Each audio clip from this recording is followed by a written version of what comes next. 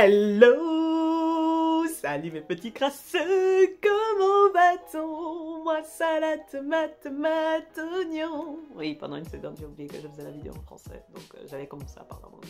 Mais je vous respecte, donc on revient sur le français. J'espère que vous ça va, moi comme toujours. Bah écoutez, aujourd'hui on va parler de quelque chose de particulier, once again. La peur d'être seule.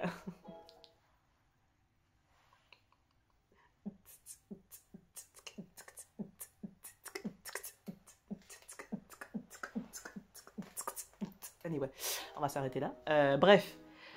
Parce que j'étais dans cette sauce. Vraiment, c'est une sauce que j'ai maîtrisée pendant longtemps.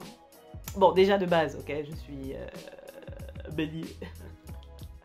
Pleine d'énergie et de vie, vie sociale intensive, extravertie jusqu'à l'ADN. Tout en moi transpire l'agitation, voyez ou pas? L'esprit de Chenepaul est en moi. Et vraiment, l'isolation n'a jamais été quelque chose que j'appréciais. J'aimais beaucoup être entourée là. Je rechargeais mes batteries quand il y avait beaucoup d'agitation autour de moi, voyez ou pas? Et je pense que du coup, inconsciemment, j'ai commencé à installer une petite peur de l'isolation, d'être seule, tout ça là. Ça c'est fait, Windows a préinstallé un petit système en sous-marin, tu vois, j'étais pas au courant, tu vois, et ça s'est installé là-dedans, là. Et je pense que, bon, je pense que je ne suis pas la seule. Je pense qu'il y a vraiment pas mal de personnes qui souffrent de ce petit syndrome, même s'ils s'en rendent pas forcément compte. Mais, pour mes confrères extravertis, remettez-vous en question. Est-ce que vous n'avez pas peur d'être seul?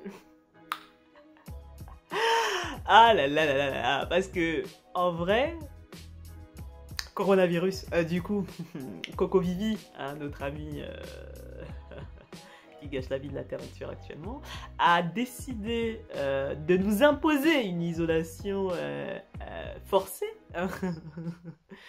Et effectivement, quand tu te retrouves forcé d'être seul, ou tout du moins d'être dans une zone, tu vois, genre... tes mouvements sont réduits, tu vois, tes activités sont réduites, ton moyen d'évacuation de stress est réduit. Clairement, il y a des choses que tu ne fais plus pareil. On va pas se mentir. Et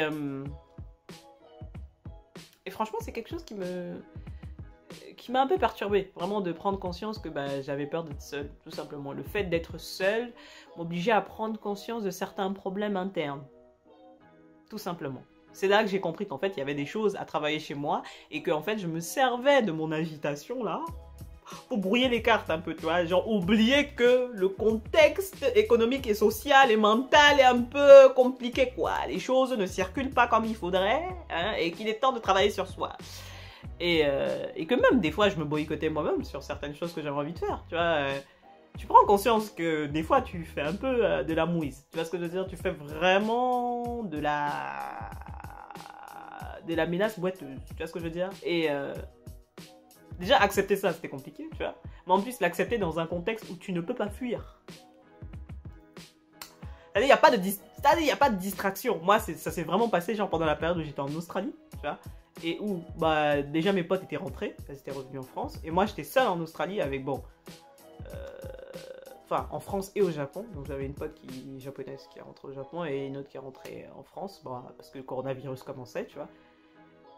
Et moi, franchement, j'étais pas chaude pour rentrer, parce que je savais ce qui m'attendait à Paris, de toutes les façons, voilà. Dans tous les cas, j'aurais été isolée, que ce soit ici, ou en Australie, ou en France, ça aurait été pareil. Donc je me suis dit, autant rester en Australie, ils ont l'air de gérer un peu mieux le problème, tu vois. Et puis je me voyais pas investir là dans un billet dont le prix avait triplé, mon gars. Non, j'avais pas la foi. Et très vite donc je me suis retrouvée donc à faire continuer à travailler, mais à ne croiser personne. Je pouvais passer des journées entières, je parlais à personne, tu vois. Et pendant cette période-là, tu vois, ton cerveau, ton subconscient, il te parle. Et là, tu l'entends plus. Tu vois, c'est pas genre, il n'y a pas des distractions, des livres, des coups. Même si tu as la musique, tu vas entendre une petite voix qui va te dire, au fait... la semaine dernière, t'as fait quelque chose qui sent tellement expérimé. Et il serait peut-être temps que tu fasses ci, ça, ça, ça. T'as dit qu'à la fin de l'année, tu ferais ci. T'étais pas supposé perdre du poids. Tu devais pas faire ci, ça, ça, ça, ça. Tu vois, il y a une remise en question. Et je parle pas juste de critiques inutiles, ok? On parle pas de critiques inutiles. On parle vraiment de petites choses que tu fais, que tu sais qui ne sont pas bien, Mais parce que tu masques ça par-dessus plein d'autres activités que tu fais, tu oublies. Enfin, tu penses que tu oublies, tu vois. Et là, ton cerveau te rappelle. Au fait, tu étais supposé faire ça. Et au fait, on avait prévu qu'à la fin de cette année, on aurait fait ça, non? T'en es où, là, dans les projets? Tu vois? Et puis même l'acceptation de soi et l'acceptation de son passé aussi. Parce que je prends vraiment conscience maintenant que c'est pendant la période de coronavirus que j'ai accepté 80% des choses que je considérais comme des échecs. Et que maintenant, je ne considère plus comme quelque chose dont je dois avoir honte. Parce que, bon, pour le reste du monde, ce sera toujours considéré comme des échecs, mais pour moi, maintenant, je vois ce que j'ai gagné en ne réussissant pas à faire ces choses-là. C'est-à-dire, je sais très bien que si certaines choses n'avaient pas eu lieu, il y a beaucoup de choses que je n'aurais pas vécues. Genre, déjà la moitié de mes voyages, je les aurais pas fait. Tu vois? Il y a beaucoup de choses, du coup, où j'ai dû m'asseoir et me dire, ok, pourquoi je me sens comme ça? Parce que du coup, tu as des remontées d'émotions. Tu vois, comme du coup, ton cerveau est un peu plus à plat, tu as plus de choses qui remontent et tu prends conscience des choses. Tu te dis, oh là là. Et tu vois, des fois, ça va chercher des dossiers, mais loin. Genre des dossiers de 2015, tu vois. Et tu peux pas esquiver. Parce que là, il n'y a pas de distraction. À part YouTube, t'as quoi? Parce que même si tu décides de t'asseoir là et de travailler sur ton futur cosplay de l'année prochaine ou Dieu ça ne sait quoi, tu vas travailler, mais ton cerveau va continuer à te dire des choses. Même si tu mets la musique, tu vas entendre des choses. Tu vas... Non, y a pas... C'est pas pareil que quand il y a des gens autour de toi et que vous parlez, quelqu'un va parler de sa vie, tu vois, toi aussi vous allez être dans l'agitation, aller faire du shopping. Non, c'est pas pareil. On n'est pas sur le même niveau d'agitation. Et vraiment... C'est pas que ça a changé ma vie, hein, j'irai pas jusque là, tu vois. On va pas non plus s'inventer des vies, tu vois. Mais... je me rends compte que, ouais, j'ai été brave.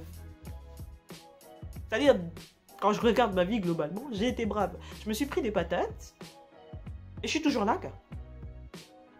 Et je suis toujours là. Et littéralement, ok, il y a des choses qui n'ont pas tourné comme je voulais, j'ai pas eu les résultats que je voulais parfois, mais j'ai dosé. Mais en vrai, je suis une frappe. On n'est pas dans la mendicité ici. Tu vois. Mais bon, après avoir s'être énervé seul ici, à s'être insulté de tous les noms et tout, finalement le calme est revenu, tu vois. Et je suis contente. Je suis littéralement contente. Je me dis, ouais, ok Tantine. Vas-y Tantine, on est avec toi. Vas-y, vas-y Tantine, on est avec toi. Tu vois, on est ensemble, tu vois, non? Et vraiment, je pense que c'est quelque chose d'important. Je pense que les moments seuls, en fait, du coup, c'est essentiel. Parce que du coup, c'est des moments où tu te remets en question. C'est des moments où tu regardes ta vie et tu es honnête avec toi-même. Tu peux pas t'inventer, là. Tu peux pas te mentir. Tu es seul devant ton miroir. Il y a personne pour venir te dire, non, mais en fait, non. Voilà. Tu es seul. Tu vois. Et... le plus important, c'est juste de ne pas se laisser tomber dans la négativité totale, genre à se regarder là comme si tu sentais le maïs périmé, tu vois. Parce que oui, tu n'as peut-être pas eu 100% des points que tu voulais, ou tu n'as pas réussi à avoir tout ce que tu voulais au cours de l'année, tu n'as pas réussi à faire les économies que tu devais, ou tu n'as pas le niveau de vie que tu espérais, mais tu as essayé. Tu as fait de ton mieux avec ce que tu avais. Il y a tellement de gens qui ont déjà abandonné le jeu, et toi, tu es encore là. T'es encore sur le... t'es sur le ring, baby. T'es sur le ring et t'as les gants. Hey, t'es là, tu te dis, ok, on va peut-être me taper, mais t'inquiète pas que je vais te laisser 2 ou 3 cicatrices avant que tu me mettes à terre. T'inquiète pas que je vais te balayer 2 ou 3 fois. Tu vas te rappeler, ton dos va te rappeler même demain que cette grognasse-là m'a quand même fait mal. Hein. C'est ça le but. C'est-à-dire, même si tu ne gagnes pas, il faut que la personne se rappelle. If you know, you know. Tu vois ce que je veux dire? Et franchement, c'est l'une des premières choses positives que je peux prendre de cette période difficile par laquelle on passe. Parce que pour moi, c'est toujours pas fini. On est toujours dans la même sauce, tu vois. On n'est plus sur le même niveau d'isolation. Mais quand même, tu vois. On est encore dans quelque chose de très compliqué, tu vois. Et vraiment, je prends conscience, même dans les projets à venir que je fais, sur lesquels je bosse, je ne vois plus du coup c'est-à-dire je n'entame plus les choses de la même façon, je ne perçois plus les choses de la même façon et donc je ne les fais plus de la même façon. Et ça,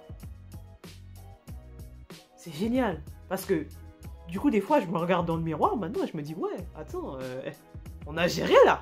Tu vois, genre je m'encourage maintenant. Mais parce que derrière, il m'a fallu bien 6 mois de travail, il y a eu 6 mois de remise en question, il y a eu 6 mois de pleurs dans les toilettes. À se demander pourquoi, est-ce que c'est ma vie ça, pourquoi ça sent autant, non, vraiment, ça sent les caniveaux, tout ça, et puis tu sais très bien qu'après tu te rends compte que tu manques d'objectivité parce que tu as réussi quand même pas mal de choses, que tu es autonome, que tu n'es pas endetté, que tu avances, que tu prends soin de toi comme tu peux, et puis tu es quelqu'un sur qui on peut compter. Là, tu peux faire une liste interminable, vraiment, de choses positives te concernant, et ça maintenant j'arrive à le faire parce que j'ai réussi à rester seule, sans avoir envie de fuir. Et maintenant, j'aime ma compagnie. J'aime littéralement ma propre compagnie. C'est-à-dire, je peux passer 3, 4, 5 jours, c'est juste entre moi et moi. Bon, vous savez que je crois au patron. Il y a moi le patron, tu vois, il y a moi et le patron. Voilà, pour moi, il est toujours avec moi, donc vous pouvez lui dire bonjour si vous voulez. Je suis vraiment une vendeuse d'épices. Mais ouais, non, pour moi le patron est toujours là, you pour les intimes. Mais voilà, j'ai plus peur d'être seule avec moi-même, tu vois. Je pars du principe que, voilà, je ne suis pas... je suis un être humain, voilà. Et comme je suis un être humain, je ne suis pas supposée être parfaite. Et comme je ne suis pas supposée l'être, pourquoi je vais culpabiliser parce que je ne le suis pas? T'as cru on était où ici? On n'est pas ici pour souffrir, on est en 2021, bientôt 2022, il est temps de faire des choses pour soi et manger des onigiri. Oui, je rêve de repartir au Japon pour manger des vrais onigiri et autres. Le reste de Kill Bill, je reviendrai. I will be there. Anyway, je pense que je vais arrêter cette vidéo ici. J'espère que ça vous aura plu et que ça vous aidera, vous qui peut-être être dans la même sauce. Parce que moi, vraiment, ça m'a aidé. Mais sachez-le, c'est difficile. Vous allez probablement pleurer, prendre cher, avoir envie de fuir, avoir envie de faire quelque chose qui va vous distraire pendant un temps. Ça sert à rien. Allez, sinon vous devrez tout recommencer. Restez dans la sauce. Ça dépend des gens maintenant combien de temps il faut pour que, voilà, on passe le creux de la vague. Mais c'est nécessaire. Ok, baby? Ok? You shine, baby. Remember who you are. Anyway. May the Christ be with you. Oui, j'ai commencé en anglais, je finis en anglais. On est ensemble par le lien capillaire. Vous savez, l'amour est là, les sentiments sont là. Comme d'habitude, je veux mon like, mon partage. Hein? Et puis, on s'aime quoi. Hein? On se soutient par le lien capillaire. Hein? Pas trop de foutaise. Un peu quand même, mais pas trop de bêtises. Hein? Love you.